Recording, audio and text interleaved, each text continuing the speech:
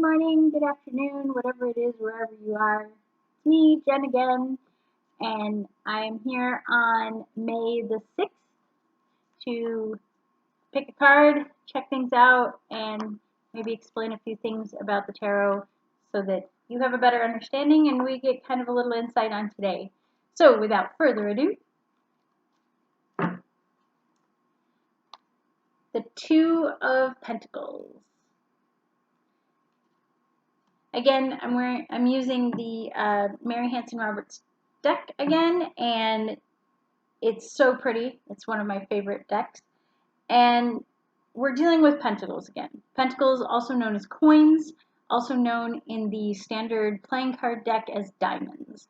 So we know that this card is going to have to do with the material world, probably financial, probably things to do with what makes us feel secure. So twos are always kind of a question of balance. Again, you have a very binary sort of situation. It's either yes or it's no. Or you have a choice to make that's either good or bad. Sometimes the choice isn't good or bad, and sometimes they're both good and you've got to pick one, or they're both bad and you just got to deal with one. But twos are always about a choice. They're always about balance and picking something. So when the Two of Pentacles comes up, what that really tends to tell me is that it has to do with the material world and a material choice to be made. Spend the money on this, spend the money on that. Get this job, get that job. Those kinds of things. Buy this house, buy that house. It's very much about the material world. So, and again, what do I mean by material world? That's anything we can touch, anything that is tangible to us. We may have emotional feelings about our work or our relationship or our home or our car or any of those things, but this is not dealing exclusively with how we feel, but more of how we work with it. So in the background of this one, we have a pair of ships that really are being tossed around quite a lot. What I think is really interesting in this is it is specifically two ships in the background. It's not 3 or 4 or 8 or 1. It's 2. So we're keeping to that. There's 2 of things. One of the ships looks like it's about to overturn, and the other one kind of is a little more smooth sailing, but is still kind of in that rough water. Water is not typically something that is in the element used for coins or pentacles. Usually it's earth. But in this case, what water kind of means is that tumultuous situation. So if you're looking at a situation where the decision is difficult, let's be real, most decisions are, you get into a kind of a headspace where your emotions do take over a little bit. On the flip side, our character here is sitting on the beach. He's not in the water. He or she, again, very androgynous looking characters in this, which is what I really love about these cards. The character is balancing between two hands the 2 pentacles that are the symbol for this card. So you have him balancing these choices, balancing his financial ideas, balancing the checkbook, very much so. It's interesting to note that inside, or I should say the coins themselves are inside a sort of cord, and this cord makes the shape of the infinity symbol. Also the 8 on its side. So here you have your infinity symbol, which again, everything is connected. It's all changing. It's always moving. There's no end, no beginning. So whatever these financial decisions are, you may make this decision. It's going to affect something further on. And what you did before is affecting this decision now. It's not isolated. So that makes those choices even more important. With the pentacles, again, we have the element of earth. So sometimes I look at this and go, this can have to do with really getting down to the nitty gritty of something. You know, you earthy, the dirt, the lowdown, that kind of situation. The other thing I really like about this card is you have this sort of, he's contemplative. His head is sort of tilted off to one side. He's looking down at these pentacles. He's really not thinking about those ships behind him. So whether that means that what's going on behind him really is not important at all, or it's part of it inside his brain. So it's not something he is seeing, it's something that is going on inside his head, that we are sort of manufacturing that dream sense around it. So with him, it does seem like he's got a little bit more of a grasp on one of the ideas than the other. It feels to me as though one of those pentacles is slightly smaller than the other one. I may be perceiving that, though. It might be an optical illusion sort of thing. So I can't say for sure. But what that kind of means to me is that one of these things is a bigger piece than the other. And it's a matter of, do you want to put more weight on this, or do you want kind of the lighter, the easier choice?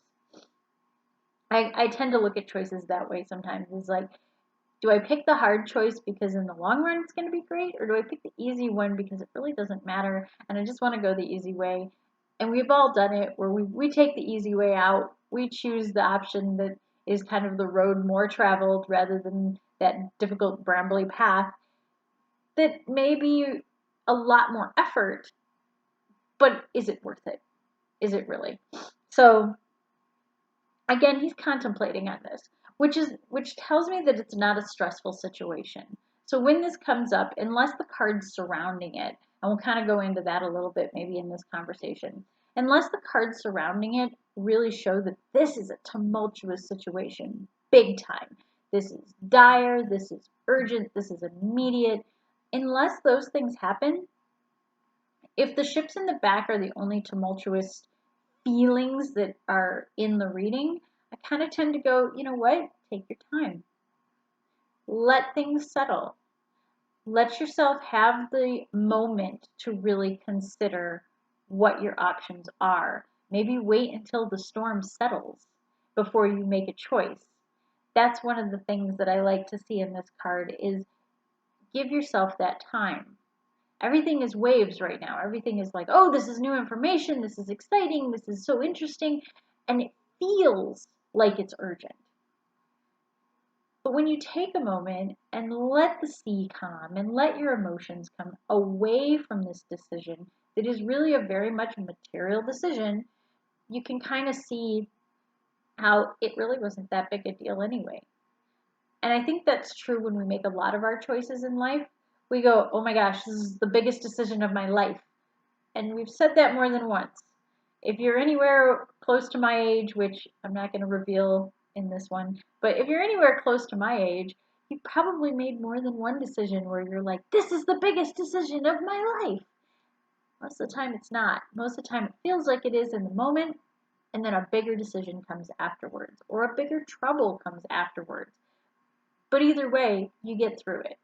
And it's important to keep in mind that we are not this ocean. We are not that big. We're just the guy sitting on the beach. We're just the guy trying to figure out, should I take this job or should I take this job? Should I quit and see what happens, or should I keep plugging away and hate my current position?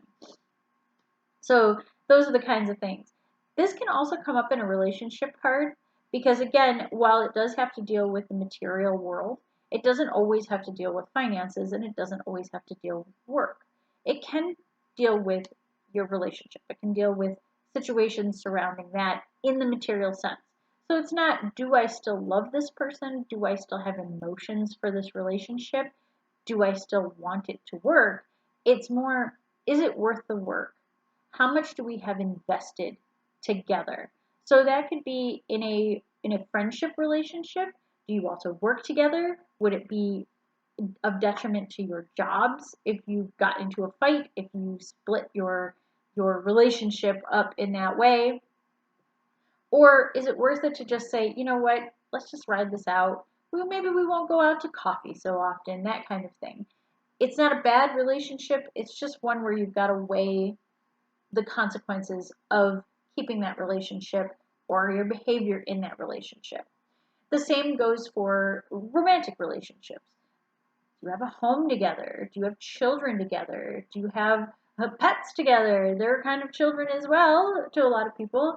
Is it something that you're looking at and going, we have a lot invested. We've put a lot into this relationship. And it may be including those emotional attachments. You have a lot of mutual friends. You really love their family. You don't not love them. It's a safe, stable relationship. It's just maybe the fire's gone out. That kind of thing. So you really want to weigh in. And it can also be, this is an abusive relationship. This is bad news. I know this. It's obvious. It's getting worse. It's not getting better. So now the tangible, the material thing that's at risk here, it could be your life. It could be that you have somebody that you're in a relationship with who has an addiction problem, be it gambling or alcohol or drugs or anything like that. And it really is having a detriment on your financial situation, on your livelihood, on the stability of your life. So if they're wrecking the car because they're doing stupid things, or they're constantly trashing things in the house, or stealing from you, or hiding money, or those kinds of things, those are very abusive situations as well. It doesn't even mean that they have to necessarily be abusive in the physical sense to your body. It is abusive to your stability. So looking at this card in a relationship reading can have that sort of meaning. Is it meaningful for you to continue on in something that is of detriment to your stability? Because again, it all goes back to the earth, the grounding, the physical world, and that financial stability of things.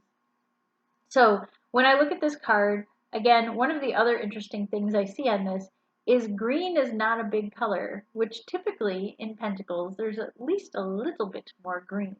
But in this, she has chosen not to use that. She has chosen to kind of go with the reds and the oranges. So my final bit on this is look at cards for their elements, for their elemental attachments, and if there are things that are not typical to that element or not typical to that suit, think about what their meaning is globally. Think about what their meaning is to our psyche. So again, water is emotion. So this is your thought process, your emotions, your conception of things. So think about those kinds of things when you're looking at a card. And again, I hope this was insightful to you. If you are looking for a reading or looking for something good to read, check out some of the other stuff that I have. I also have some more dance videos coming up. So I hope to see you soon, hear from you soon.